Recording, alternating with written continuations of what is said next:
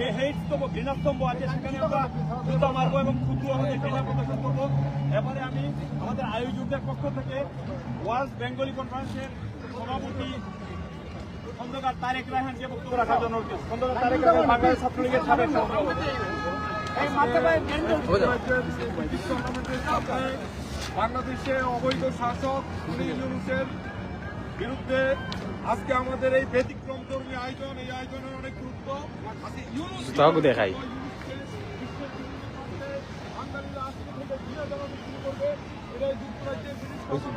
On দিতাম নি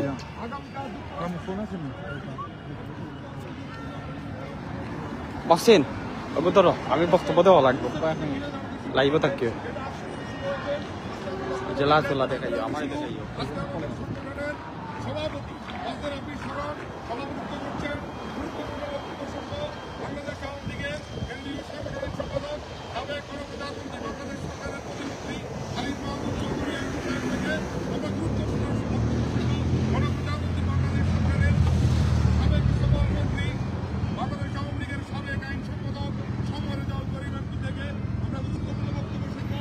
যুক্তরাজ্য আওয়ামী লীগের অনেক পরিশ্রম করতে সঞ্চালনা করছেন। আমি বক্তব্য দীর্ঘায়িত না করে শুধু আমরা বলবো আমরা এখানে সংক্ষিপ্তভাবে 2 মিনিট বক্তব্য রাখার পরে 15-20 মিনিট পরে আমরা আনুষ্ঠানিকভাবে এই ইউনূস ঘৃণাস্তম্ভে ইউনূসের প্রতি ঘৃণা প্রদর্শন করে আমাদের কর্মসূচি শেষ করবো। আসসালামু আলাইকুম, জয় বাংলা, জয় বাংলা। ধন্যবাদ। সবাইকে আপনাদের জানাই।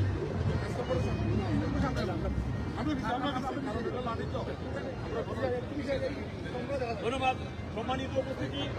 পরে আমরা যাবো অতিথিদের কাছে। এবারে আমাদের সকল আয়োজকদের পক্ষ থেকে আমরা জানি যে আজকে সবাই সভাপতিত্ব করছেন ফজলে রাব্বির স্মরণ এবং আমি প্রধানমন্ত্রী এবারে বক্তব্য রাখার জন্য অনুরোধ করছি ফাইট ফর জাস্টিস ইন বাংলাদেশের সভাপতি মুস্তাফিজুর রহমান সোহাগ। বিসমিল্লাহির রহমানির রহিম।